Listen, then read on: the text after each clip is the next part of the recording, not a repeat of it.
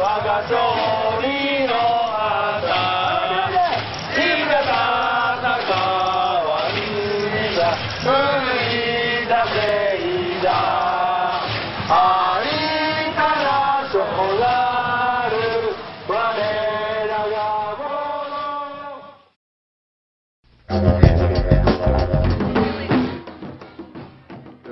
の In Malaysia, there is a great deal of suspicion about what is happening, especially after September 11th. Initially, after September 11th took place, there was a great deal of sympathy for what happened in New York and Washington. And in fact, not only did the ruling coalition but also the opposition parties, including the Islamic Party, went to visit the US Embassy to express its sympathy for what had happened.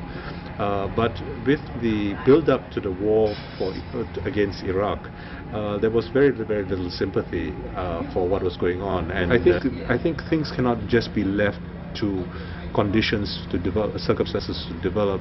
I think there has to be a certain voluntarism, a willingness of people to sacrifice, to organize, to mobilize. And until that happens, in many situations, it is quite possible for a drift to take place, that mobilization will be on other basis rather than on a progressive basis. And that can be potentially very dangerous.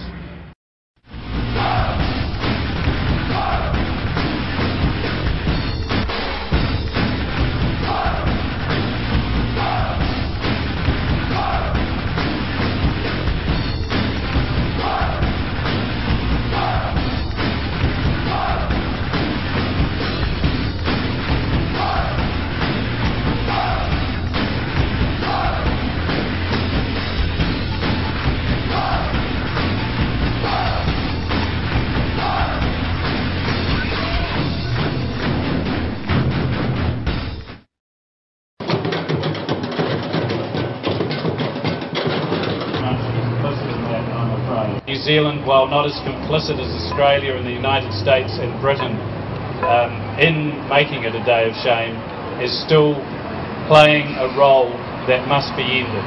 So can I please encourage you to take up that challenge and let the government know what you really think about what is happening in Iraq and Afghanistan. Thank you very much.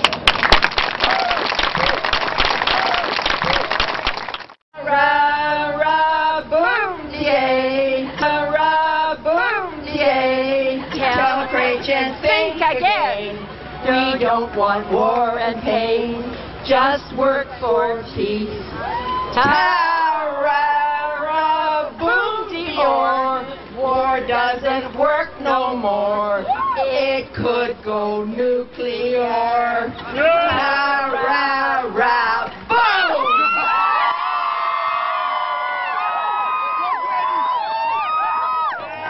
Power to the people!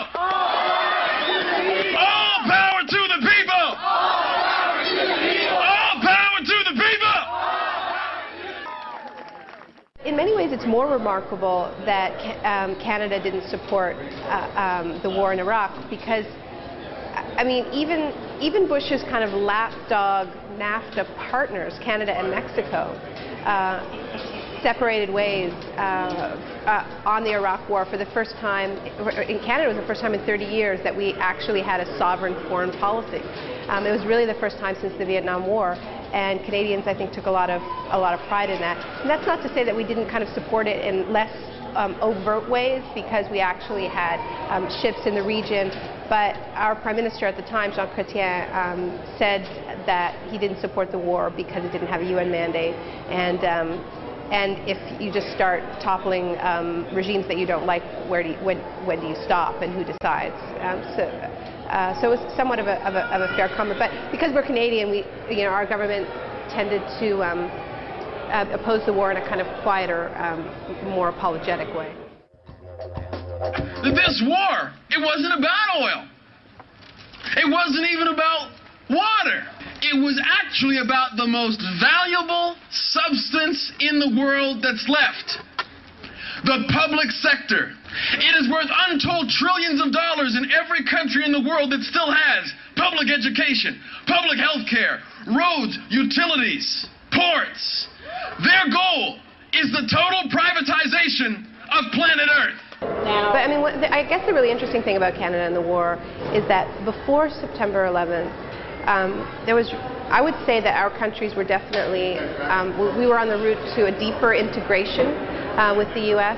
That's the phrase that's used, deep integration, where it's sort of NAFTA plus.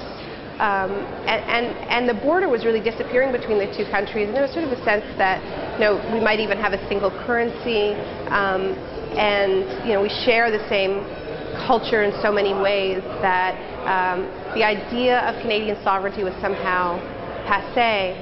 And what's happened since September 11th and the two wars is that Canadians, all the polls are showing that Canadians feel more different different from Americans than they have in several decades. Amigos de Mexico, my friends.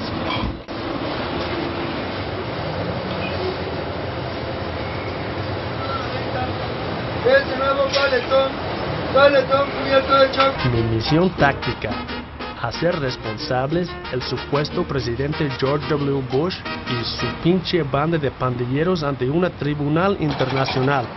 Amigos de México, my friends, ¿qué pensaban ustedes de Bush? Que más que nada que le dio por Irak, pero es por el petróleo. Apoyaríamos económicamente y moralmente para que caiga este señor que está. Claro, si lo apoyamos en su causa, pero claro, ánimo, ánimo, adelante. Entonces, en 2003, para poner fin al terrorismo de Bush. Thank you very much. Thank you very much.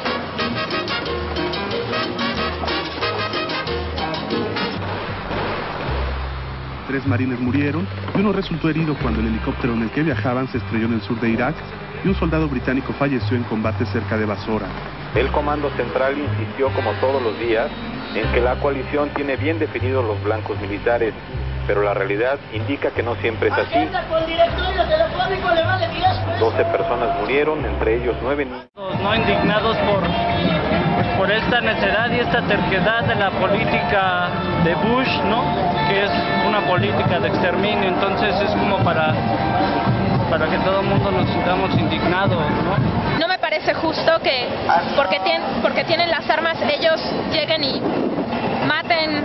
Yo me siento indignado con el pueblo estadounidense, más que nada con su gobierno. Tengo, por supuesto, una gran tristeza y un coraje que no para, ¿no? Porque cada vez estamos peor, porque ya no nos apoyamos. No me parece lo correcto, porque deberíamos estar unidos en contra de la guerra.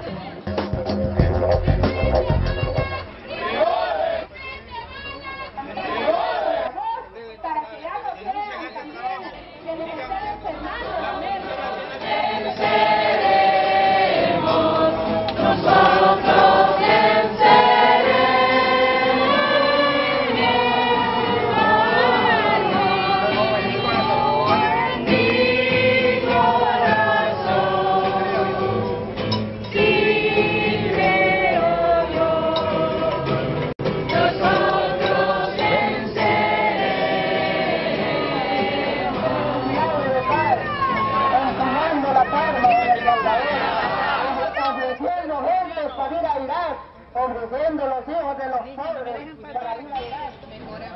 12 años que nosotros estuvimos en el abandono. ¿Y por qué? Porque también estábamos